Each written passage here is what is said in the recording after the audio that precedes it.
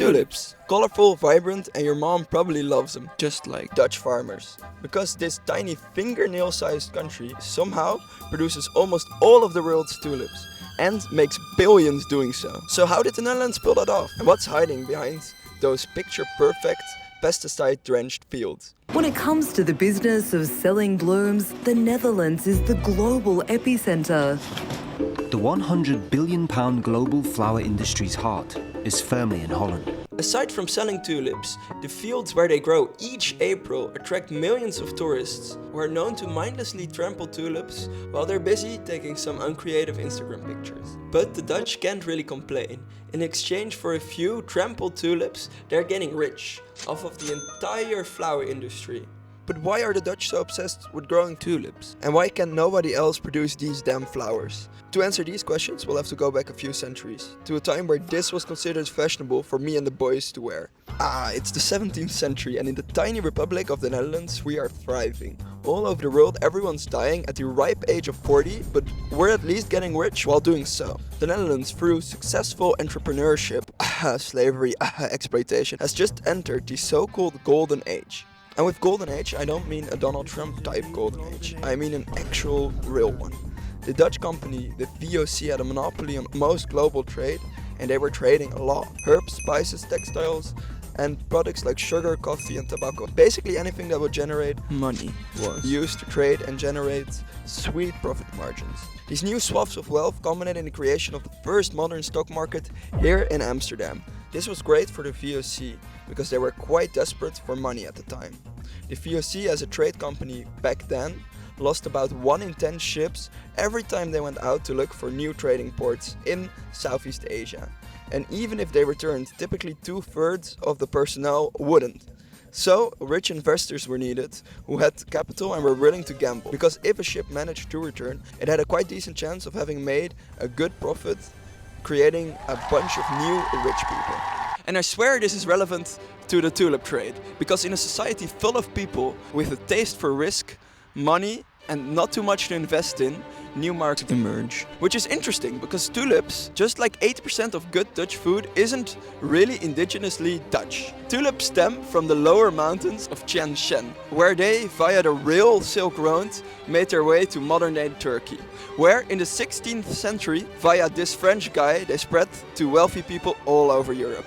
Tulips at the time were kind of like VIP tickets to Coachella or luxury watches. Items primarily bought to show off how much better you are because you've spent scarce resources on luxury, frankly useless goods. Back to the early 17th century, tulips were quite common in the Netherlands, and trading tulips was actually becoming really popular, especially in the cold winters when there just wasn't too much to do but pass time in pubs. The new rich for the VOC and increasingly less rich people began trading in tulips, and more often in specific contracts to buy tulips. These contracts, promising to purchase flowers next year, were sometimes bought and then resold again up to 5 times a day at the height of what we now call tulip mania.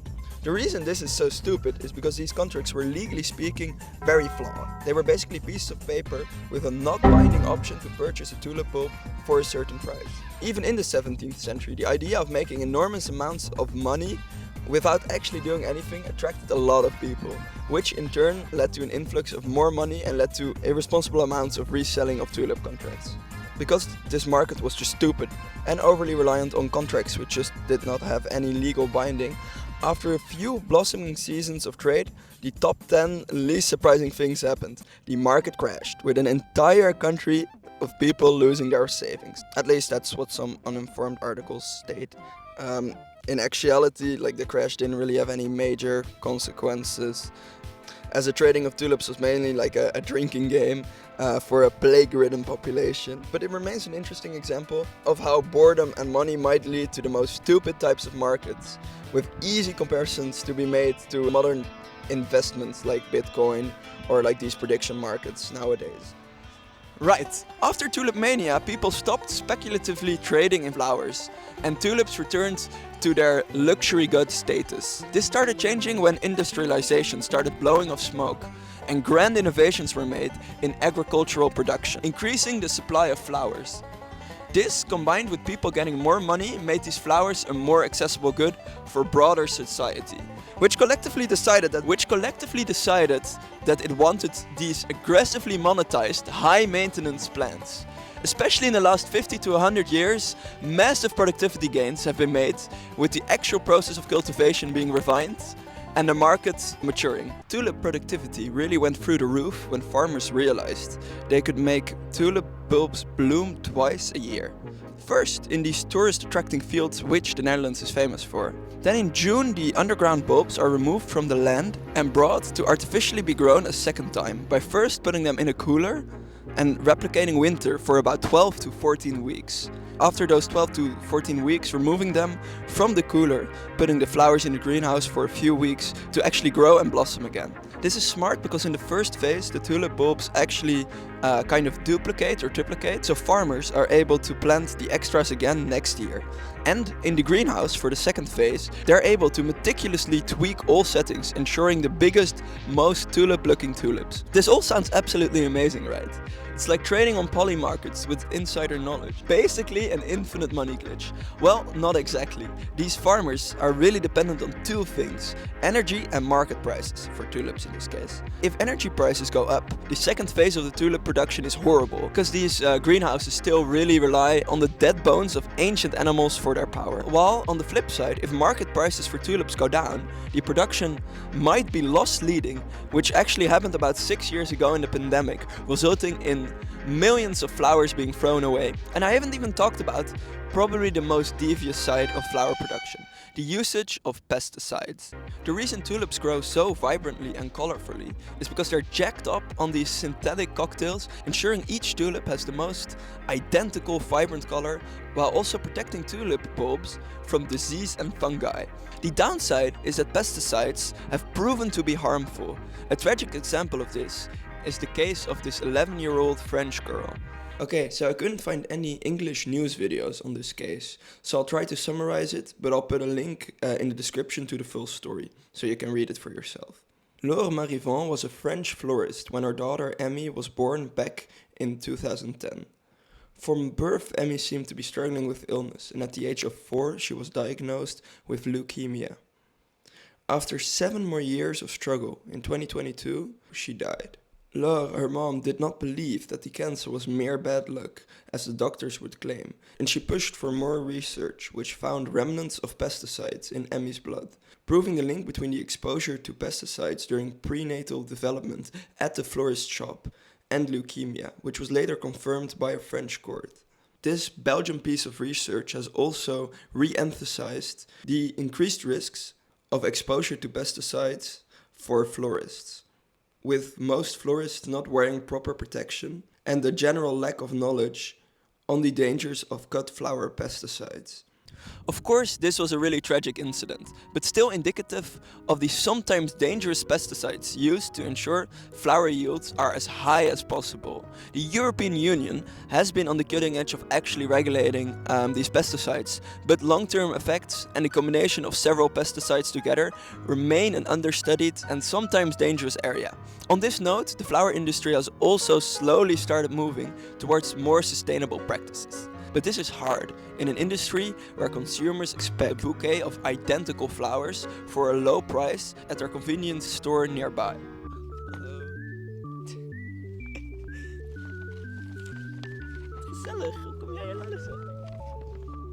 Which is also the last aspect of the blooming Dutch flower trade, the actual tulip sale, where tulips during tulip mania were mainly sold in pubs and bars. Over the last century, there has become a need to connect these huge flower-producing farmers with an equally large group of sellers, culminating in sites like this really ugly box in Aalsmeer. The building opens ridiculously early, but I wanted to see the flower trade for myself, so I set an alarm and took the 1-hour cycle trip to Aalsmeer. I don't think I've ever seen this few people on the cycle path, but what idiot would go to something at 5:30? For some reason I made these truly cinematic shots of me cycling past, but after a good hour of cycling I arrived at my destination, the Aalsmeer Flower Market. When it was built, it was actually the largest building in the world, and the inside is still quite impressive. with just rows and rows of people moving flowers. What they do in Aalsmeer is basically distribute and sell the flowers, being a sort of middleman between these sellers and buyers, which I will get back to. But first, here's the review of the place I recorded just after leaving Aalsmeer. I just returned from the flower sale place, and it took me an hour to cycle there. And what I realized is no one does that. Everyone who goes there is either like a pensioner, or they're like a tourist who take a taxi. So it was just buses of French pensioners, and the building to me felt that it was huge. Like, first of all, I think I walked like 2.5 kilometers, 2 kilometers inside, and that was just the flower sale part. Like, the entire compound is huge. So it was really interesting to see. Was it worth waking up at 6 a.m. for? Hell no, hell no. And cycling an hour there? Nah. I mean, if you're really into flower trade, which I guess I am because I'm making a video on it, then it might be interesting. But it's not. I wouldn't cycle an hour for this. I mean, the tickets weren't too expensive, so it was fine. Right, so let's now talk about the way sellers and buyers are connected. Until 2020, a good portion of all sales would happen as followed. Buyers would sit in one of these conference rooms, wait for a cart of flowers to be rolled out, inspect it, and then start the bidding process. A process which to an outsider would look somewhat goofy. With a wheel counting down €1. A buyer is basically playing chicken with the other buyers to see who presses the button first. Nowadays, after COVID, most sales happen digitally, but the casino-like euro counting down is still part of the selling process for at least some of the sales. The reason I talk so much about the flower exchange is because it's actually at the core of why the Netherlands has dominated the global flower market. The Dutch have massively invested in setting up effective supply chains and other boring financial structures to make exporting flowers as efficient as possible. Combined with high yields due to super efficient land usage and technological innovation, with cutting-edge research, the Dutch have managed to be one of the most agriculturally efficient countries in the world, and in terms of the flower market, managed to dominate both the production and sale aspects of the industry. All of this sounds great. More business, more money, and people get the flowers they want. But unsurprisingly, the enormous production has more downsides too. First of all, in flower trade, flowers typically lose their value by about 10% each day. So transporting and selling flowers typically happens in cooled, expensive containers to ensure flowers stay fresh for as long as possible. In the Aalsmeer flower market, about 3 billion of all flowers sold are foreign, stemming from countries like Kenya, where they're flown in to be sold on the market here and then typically flown out to the country the buyer wants again, which isn't really the most carbon efficient way to conduct business, but definitely very profitable for the Dutch here.